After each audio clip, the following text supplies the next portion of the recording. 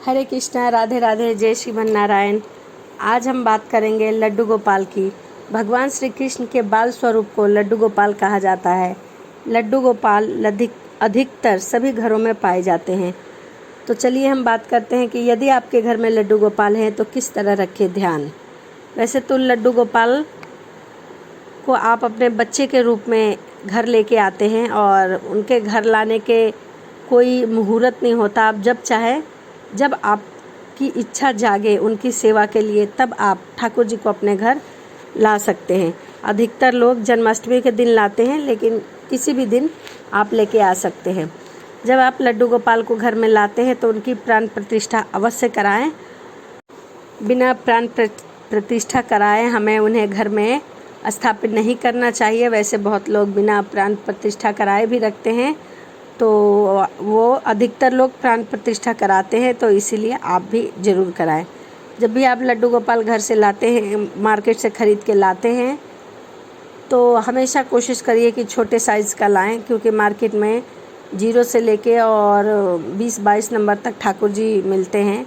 क्योंकि बच्चा जितना छोटा होता है सेवा उतनी अच्छी होती है, तो इसीलिए छोटे साइज़ का ठाकुर जी लेके आएँ। जब आप बाज़ार से उन्हें लेके आते हैं तो उसके बाद उन्हें पंच अमृत यानी पंच स्नान कराएं।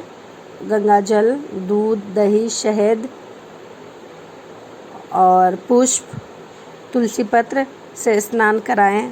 उसके बाद उन्हें भोग में उस दिन माखन और मिश्री ज़रूर परोसे और उनसे प्रार्थना करें कि हे प्रभु, आप मेरे घर में आए हैं और आप हमारे घर के सदस्य का हिस्सा बन चुके हैं और आप हमारे घर के स्वामी हैं। मेरा घर आपको समर्पित है और जैसे हम रहेंगे उसी प्रकार आपको रखेंगे। जो हम खाएंगे वही आपको खिलाएंगे। ऐसी ठाकुर जी से प्रार्थना करें, क्योंकि कोई भी जब कहीं जाता है तो थोड़ा उन्हें एडजस्ट होना पड़ता है ना, तो सेम प्रोसेस है ठाकुर जी के भी साथ। तो प्रार्थना करें ताकि वो आपके घर को आपको स्वीकार करें। और आप भी एक नियम बना लें कि हम बाल स्वरूप में ठाकुर जी लेके आए हैं और उनकी सेवा बच्चों की तरह करेंगे।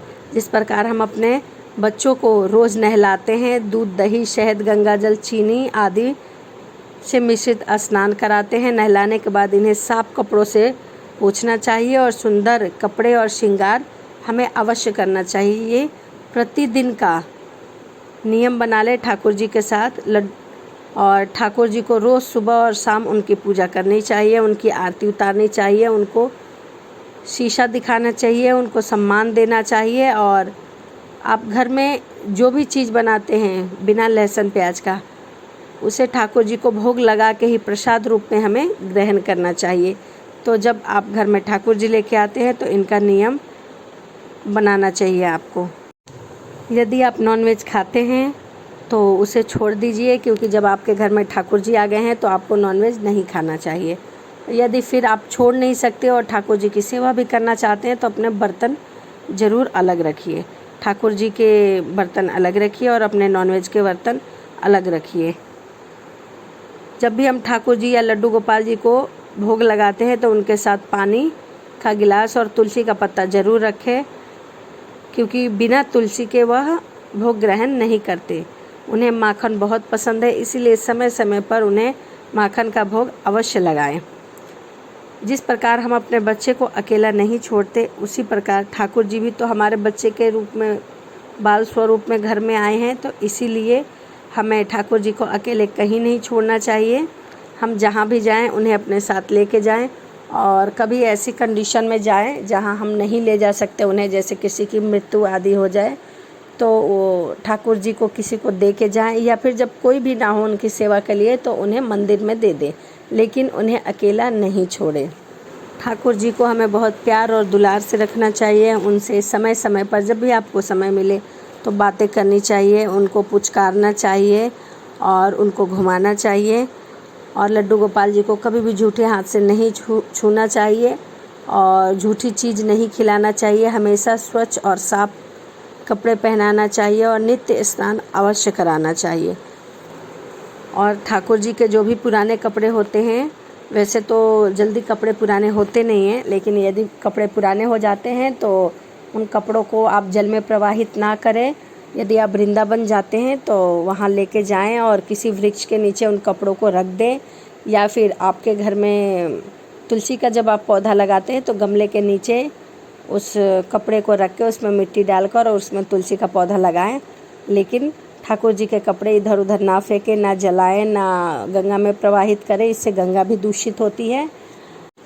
या फिर आपके घर में गार्डन है तो गार्डन में भी किसी बड़े से वृक्ष के नीचे गड्ढा बनाकर और उसमें ठाकुर जी के कपड़े डालकर और फिर मिट्टी डाल दें, लेकिन इधर उधर ना फेंकें, क्योंकि बच्चों के कपड़े हम इधर उधर नहीं फेंक सकते। घर में ठाकुर जी होने से आपके घर में खुशियाँ बनी रहती है और हमेशा पूरा घर पॉजिटिव एनर्जी से भरा रहता है। जब भी आप घर से बाहर जाते हैं तो अपने ठाकुर जी को प्रणाम करके और उनसे अनुमति लेके जाएं कि हे प्रभु, हम जा रहे हैं, अभी कुछ देर में लौटेंगे, आप अपना और हमारे घर का ध्यान रखना। और जब आप लौटते हैं तो उनसे कहें कि हे प्रभु, हम वापस आ गए हैं। यदि आप ऐसा नहीं करेंगे तो ठाकुर जी को चिंता लगी रहती है कि मतलब वो अभी तक आए नहीं, क्यों? क्योंकि वो आपके घर के सदस्य बन चुके हैं, इसीलिए ठाकुर जी को चिंता लगी रहती है। तो आप जाए भी बता के और आए भी बता के। और रात को जिस प्रकार आप अपने बच्चे को लोरी गा के सुलाते हैं, उसी प्रकार ठाकुर जी को भी सुलाएं और सुलाने से पहले दूध और पानी ज़रूर पिलाएं, क्योंकि वो बालक हैं। और उनके सिरहाने पानी का गिलास तुलसी पत्र डाल के अवश्य रखें और उनसे प्रार्थना करें कि हे प्रभु, आपको प्यास लगे तो पानी पी लीजिएगा या फिर मुझे उठाइएगा। ऐसा कहकर आप राधे राधे बोलकर लोरी सुनाकर और लड्डू गोपाल जी को सुला दें। तो इस प्रकार आप छोटी छोटी बातों का ध्यान रखकर और कर सकते हैं ठाकुर जी की सेवा। तो चलिए इसी के साथ मिलते हैं अगली वीडियो में। राधे राधे, जय श्रीमन नारायण, हरे कृष्ण।